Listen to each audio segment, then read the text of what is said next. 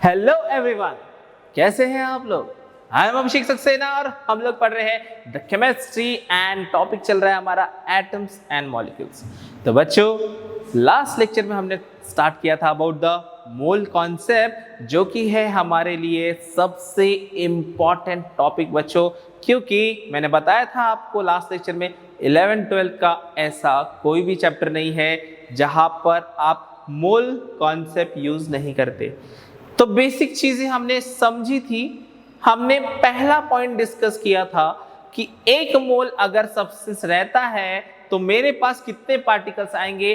Comment में बताना जल्दी से कि एक मोल मेरे पास दुनिया का कोई भी सब्सटेंस रहता है, एक मोल वाटर हो, एक मोल ऑक्सीजन हो, एक मोल हाइड्रोजन हो, तो मेरे पास पार्टिकल्स कितने आएंगे, जल्दी से कमेंट में बताएंगे। और आज हम इसके आगे डिस्कस करते हैं कि किस तरीके से हम रिलेशन देखेंगे मोल्स का मास के साथ में, मोल्स का नंबर ऑफ पार्टिकल्स के साथ में, और फाइनली इनको हम कन्वर्ट कैसे करेंगे और कुछ क्वेश्चन सॉल्व करने की कोशिश करते हैं बच्चों। चलिए स्टार्ट करते हैं।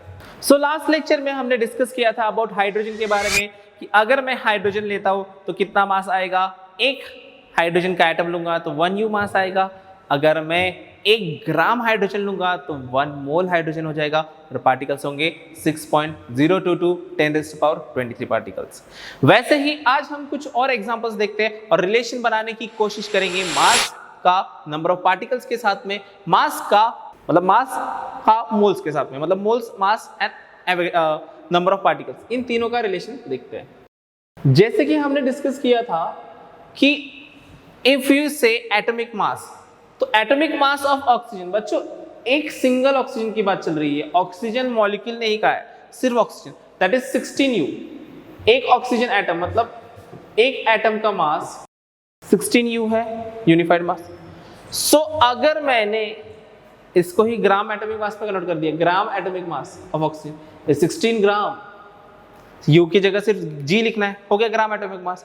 तो 16 ग्राम ऑक्सीजन में कितनी क्वांटिटी होगी, तो 16 ग्राम ऑक्सीजन में हमारे पास में 1 मोल ऑक्सीजन आ जाएगा, 1 मोल ऑक्सीजन। और हम जानते हैं 1 मोल ऑक्सीजन एटम का मतलब ये होता है कितना बच्चों, 6.022 10⁻23 एटम्स। सी मास अलग अलग, देखो वहां पे हमने 1 ग्राम हाइड्रोजन बोला था, यहां पे हमने 16 ग्राम हाइड्रोजन ऑक्सीजन बोला है। देखो डिफरेंट सब्सटेंस में डिफरेंट मासेस आ गए, नंबर ऑफ पार्टिकल्स चेंज हुए, ये वैल्यू चेंज नहीं होगी, ये वैल्यू कांस्टेंट रहेगी, लेकिन मास चेंज होते जाएगा, आपको ध्यान में रखना पड़ेगा। मतलब कि अगर मैं 1 मोल बोलता हूं बच्चों,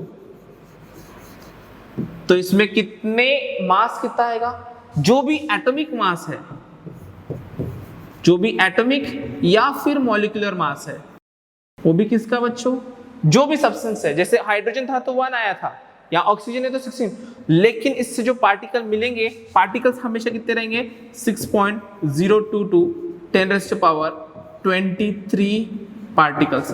अब मैंने यहां पार्टिकल्स इसलिए लिखा है क्योंकि अगर एलिमेंट रहेगा तो ये बन जाएगा एटम, जैसे कि यहाँ पर एटम्स बन रहा है, और अगर कंपाउंड रहेगा तो बन जाएगा मॉलिक्यूल। वो हम देखते हैं इसके आगे वाले एग्जांपल में। यही चीज मैंने यहाँ पर मेंशन की है कि अगर हमारे पास 1 U ऑक्सीजन है तो मेरे पास सिर्फ एक एटम आएगा ऑक्सीजन का। अगर मेरे पास 16 ग्राम ऑक्सीजन है, इसका मतलब मेरे पास 1 मोल एटम्स आएंगे, जिसका मतलब होता है 6.022 10⁻23 एटम्स। ये दिमाग में बैठा लो इस नंबर को, ये हमारा सुनहरा नंबर है, golden number, most important number, आपको याद करना ही पड़ेगा।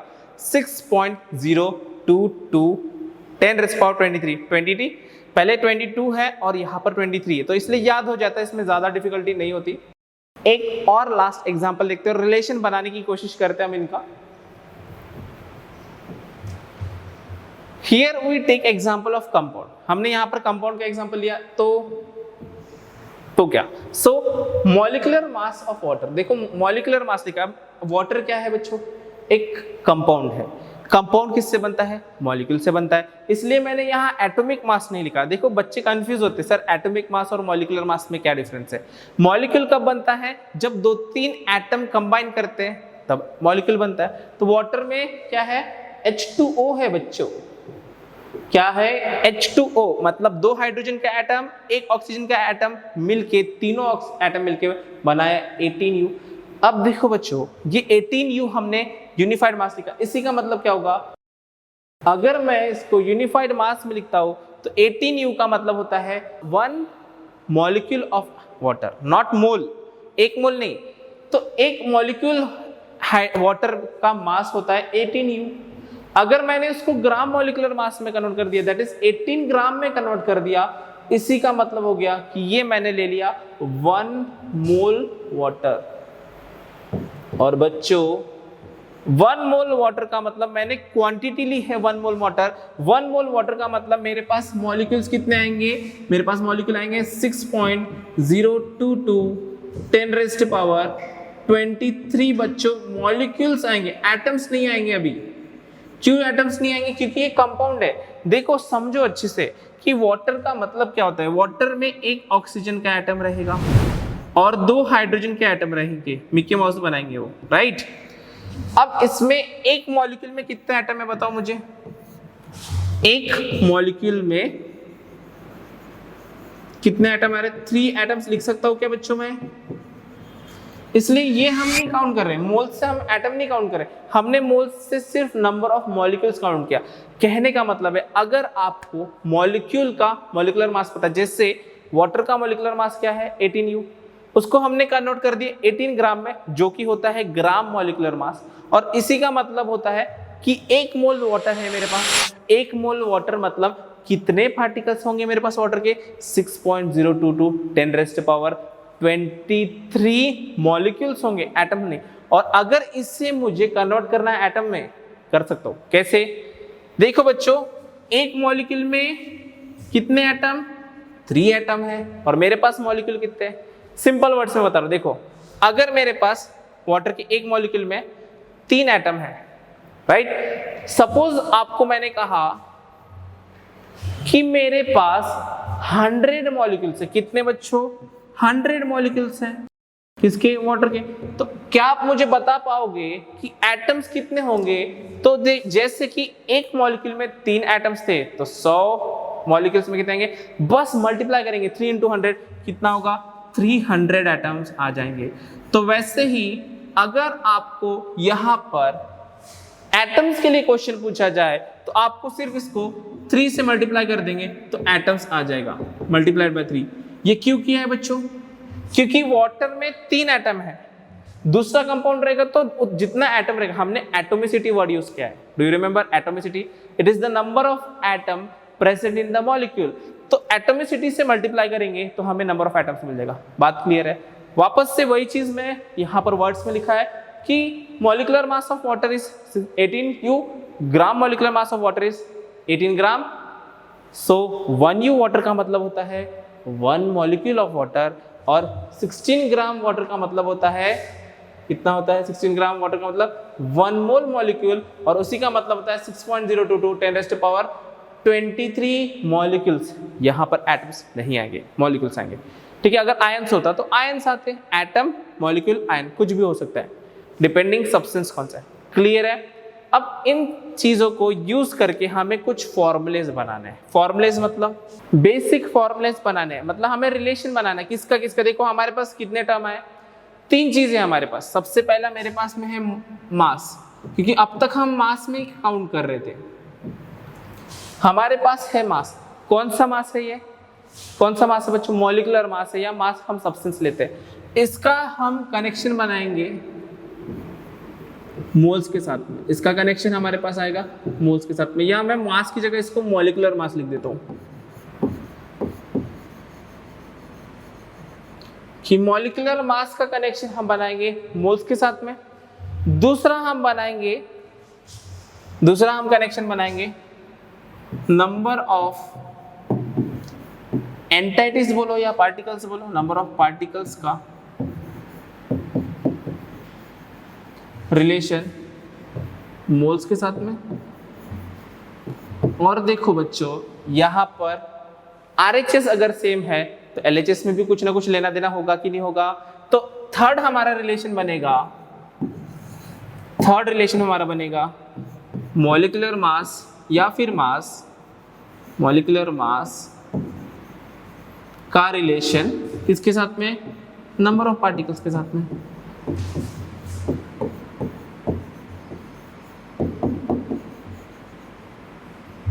क्लियर है? तो इसके लिए हमें समझना होगा एक एक करके। फर्स्ट चीज हम सोचेंगे किसके बारे में, हमारा लेना देना हो रहा था मास के साथ में। मास का और मोल्स का कंपैरिजन हम करेंगे। तो मास का मोल्स के साथ क्या कंपैरिजन है, हमने अभी एग्जांपल से पढ़ा कि अगर मेरे पास ग्राम एटॉमिक या मॉलिक्यूलर मास है, ग्राम एटॉमिक या मॉलिक्यूलर, तो अगर मेरे पास में जस्ट मैं यहां लिख लेता हूं एटॉमिक और molecular mass is equals to 1 mole. क्या मैं ऐसा लिख सकता हूं बच्चों कि 1 मोल का मतलब है ग्राम एटॉमिक या मॉलिक्यूलर मास, ग्राम एटॉमिक या मॉलिक्यूलर मास। अब इसे थोड़ा सिंप्लीफाई करने के लिए हम ऐसा कह सकते हैं, अगर आपको किसी सब्सटेंस का मास दिया है, या जैसे कि अगर मैंने कोई भी सब्सटेंस का एग्जांपल ले लो, जैसे मैंने हाइड्रोजन का लिया था, ऑक्सीजन का ले लो, किसी का भी सब्सटेंस का एग्जांपल, मैं अभी O2 का एग्जांपल लेता हूँ।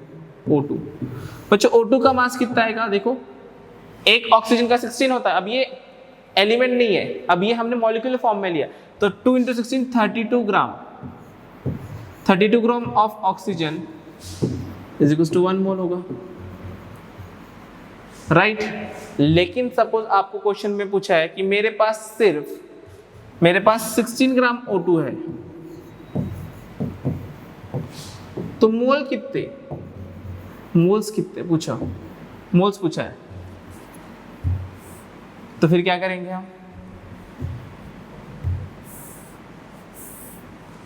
तब हमें सोचना होगा रेशियो और प्रोपोर्शन का रेशियो लेना पड़ेगा। हम इसे डिवाइड करेंगे इसके साथ, मतलब कैसे, 16 डिवाइड बाय 32, इसको मैं x ले लेता हूं, सपोज ये x है, x डिवाइड बाय 1, तो x की वैल्यू हमें मिल जाएगी यहां से, कैसे मिलेगी, x की वैल्यू आएगी दैट इज 1/2, तो 1/2 मोल्स।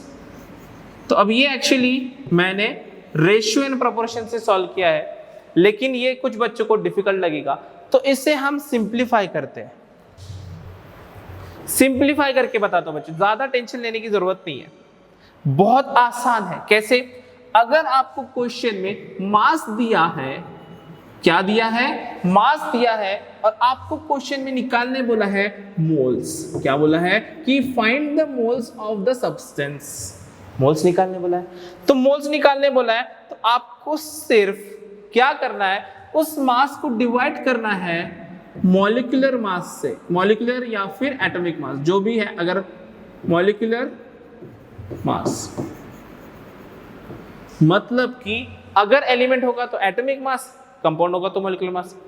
और बच्चों अगर इसका उल्टा करने बोला होगा तो, इसका रिवर्स करने बोला है, मतलब आपको क्वेश्चन में मोल्स दिए हैं और मास निकालने बोला है, मोल्स दिए और मास निकालने बोला है, तो कैसे करेंगे, तब हम यहां पर मल्टीप्लाई करेंगे मॉलिक्यूलर मास से,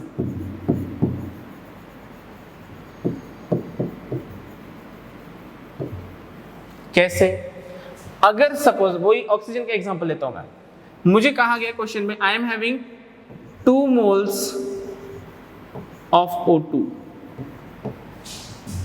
मास कितना है बताओ, तब क्या करेंगे, मोल्स दिए हैं। अब आपको सोचना होगा कि 1 मोल ऑक्सीजन में कितना मास आता है भैया, कितना मास आता है, 32 आता है ना, अभी देखा हमने, एक ऑक्सीजन का 16, 2 ऑक्सीजन का 32, तो 32 ग्राम आता। लेकिन हमारे क्वेश्चन में कितना दिया है, हमारे क्वेश्चन में 2 मोल दिया है, तो 2 मोल्स के लिए कितना लगेगा, अरे एक चॉकलेट 32 रुपीज की है, 2 चॉकलेट कितने रुपए की आएगी, जल्दी से बताओ कमेंट में, कितने की आएगी 2 चॉकलेट, ये बराबर आएगा आपको आंसर, कितना आया, 64 आया, कैसे आया, 32 × 2 दैट इज 64 ग्राम। हाँ, चॉकलेट चॉकलेट देते देते चॉकलेट के प्राइस ही समझ में आ रहे हैं ना, बाकी पढ़ाई वढ़ाई समझ में नहीं आती। So this one is clear. Again अब ये जो मैंने फॉर्मूला बताया, ये फॉर्मूला एक शॉर्टकट फॉर्मूला बोल सकते हो इसको, ये शॉर्ट फॉर्म लिखा है मैंने, इसको लॉन्ग फॉर्म में लिखना है मुझे। लॉन्ग फॉर्म में कैसे लिखेंगे? तो हमारे पास दो फॉर्मूला बनेंगे। दो फॉर्मूला कैसे बनते हैं बच्चों? देखो यहां पर ध्यान से देखेंगे कि अगर आपको मोल्स निकालना है, क्या निकालना है बच्चों? क्या निकालना है? मोल्स। और क्वेश्चन में मास दिया है तो आपको करना क्या है? Given mass divide by molecular mass. Just आपको मास को, जो भी क्वेश्चन में मास दिया है उसको मॉलिक्यूलर मास से डिवाइड करना है। इसके एग्जांपल हम डिस्कस करेंगे आगे। और दूसरा फॉर्मूला कौन सा बनेगा?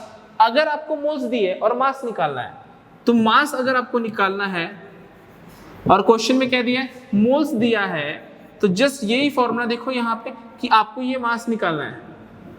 ये टर्म इधर चले जाएगा, मोल्स इनटू क्या हो जाएगा? Molecular mass. क्या हो जाएगा? ये अगर इधर जाता है तो क्या होता है बच्चों? मल्टीप्लाई हो जाएगा ना। तो मोल्स इनटू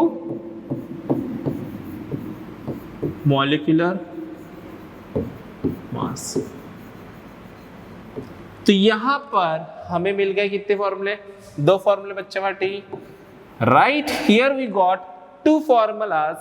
एक फॉर्मूला ऐसा है जिससे हमें पता चलता है अगर हमें क्वेश्चन में मास दिया है तो हम मोल्स निकाल सकते हैं। दूसरे फॉर्मूले में अगर मोल्स दिए हैं तो हम उस सब्सटेंस का मास निकाल सकते हैं। और इससे रिलेटेड क्वेश्चन हम आगे सॉल्व करेंगे, बट पहले हम रिलेशन कंप्लीट कर लेते हैं। नेक्स्ट रिलेशन हम देखेंगे, इसका देखेंगे। सबसे पहला जो हमने बोला था कि मोल्स का या number of particles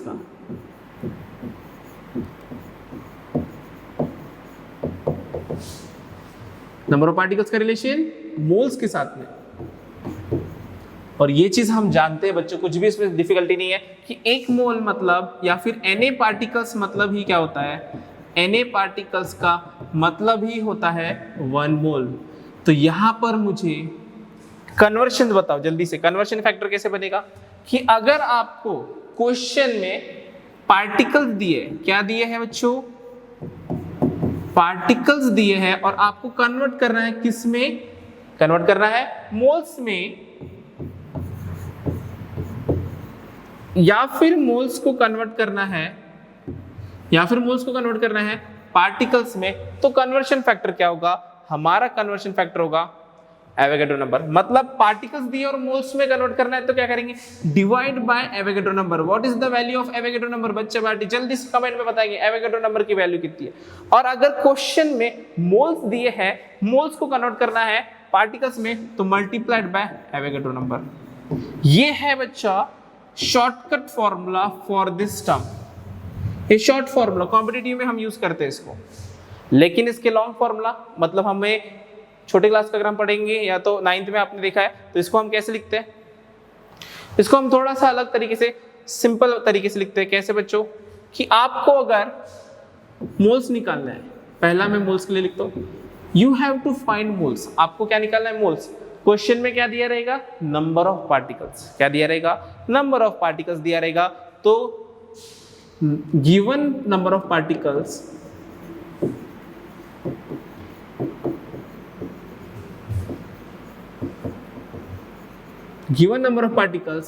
divide by, क्या हो जाएगा? Given number of particles divide by Avogadro number.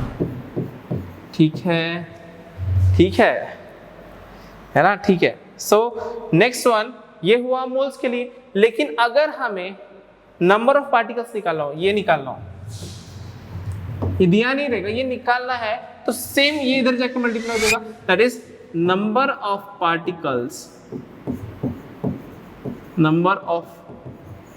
Particles is equals to, क्या हो जाएगा? Moles multiplied by Avogadro. तो टोटल, अब ये कितने नंबर का फॉर्मूला? ये 3rd नंबर फॉर्मूला, ये 4th नंबर फॉर्मूला। टोटल कितने हो गए? 4 फॉर्मूलास। समझ में आ रहा है? इनके भी न्यूमेरिकल्स हम आगे देखेंगे या हम ट्राई करेंगे। नेक्स्ट वीडियो में हम इनकी न्यूमेरिकल्स समझेंगे। आपको फॉर्मूला ध्यान में रखना है, नोट करके रखेंगे सारे फॉर्मूले। और लास्ट रिलेशन हम देखते हैं, किसका रिलेशन बचा अभी हमारा? मास का।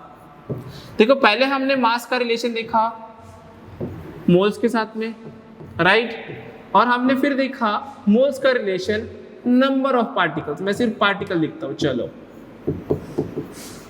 पार्टिकल्स के साथ में देखा कि नहीं देखा, एक फॉरवर्ड डायरेक्शन एक रिवर्स डायरेक्शन, तो एरो मैंने थोड़े गलत बना दिए, चलिए इसको एरो को मैं चेंज कर देता हूं। एक फॉरवर्ड डायरेक्शन में देखा और एक रिवर्स डायरेक्शन में देखा, राइट।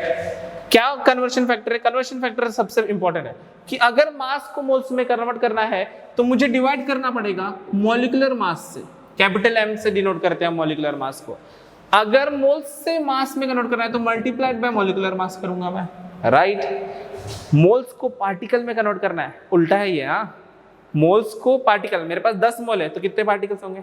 एक मोल में एवोगैड्रो नंबर, तो 10 मोल में 10 इंटू एवोगैड्रो नंबर। इसलिए मोल्स को जब हम पार्टिकल में कन्वर्ट करते हैं तो multiplied by Avogadro number, particles को मोल्स में कन्वर्ट करेंगे तो डिवाइड बाय एवोगैड्रो नंबर। ये है हमारा फाइनल शॉर्टकट फॉर्मूला, और इससे हमें सिंगल स्टेप में करना है। मतलब हमें मोल्स नहीं चाहिए, सपोज क्वेश्चन में आपको मोल्स पूछा ही नहीं है तो क्या आप डायरेक्टली कन्वर्ट कर सकते हो? मतलब कि मुझे मास को डायरेक्टली कन्वर्ट करना है पार्टिकल में,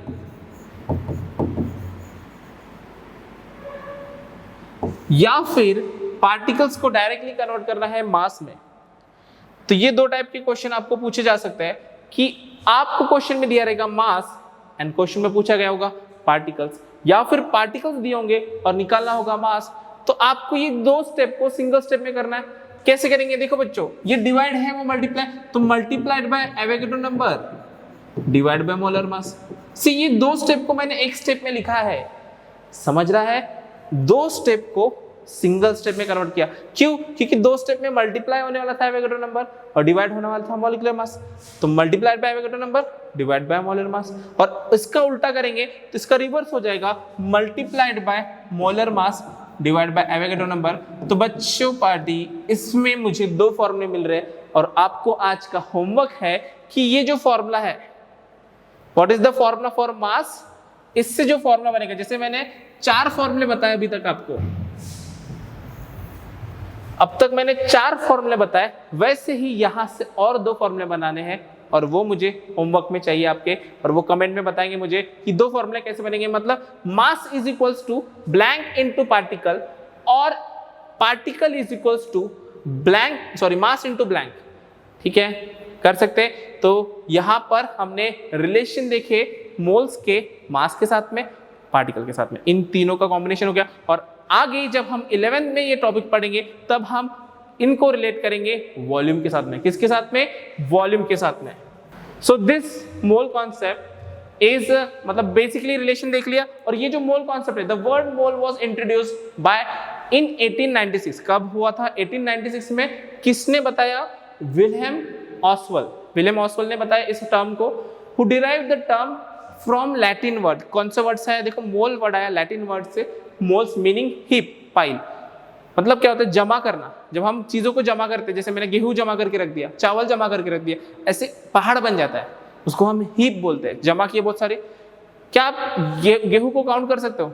एक बोरी गेहूं या एक थैले में गेहूं ले लो, क्या आप गेहूं को काउंट कर सकते हैं? नहीं, अनकाउंटेबल होता है। तो हीप मतलब बहुत सारी चीजें, काउंट नहीं कर सकते, साल लग जाएंगे ना गेहूं काउंट करते बैठे आप तो। उसी वजह से उसने उसको मोल नाम दिया। A substance may be considered as a heap of atoms और मॉलिक्यूल। मतलब एक सब्सटेंस को हम हीप ऑफ एटम और मॉलिक्यूल बोल सकते हैं। The unit mole was accepted in 1967 to provide a simple way of reporting large number of entities, massive heap of atom. मतलब बहुत ज्यादा क्वांटिटी, सी एटम्स बहुत ज्यादा क्वांटिटी में होते हैं, इसलिए हमने मोल कॉन्सेप्ट को यूज किया। और फाइनली हमारा यहाँ पर मोल कॉन्सेप्ट का बेसिक प्लस मोल कॉन्सेप्ट का relation with mass and particles complete होता है बच्चों। तो इस वीडियो को हम यहीं पर स्टॉप करते हैं। नेक्स्ट लेक्चर में हम डिस्कस करेंगे सम न्यूमेरिकल्स। तो मिलते हैं हम लोग नेक्स्ट वीडियो में।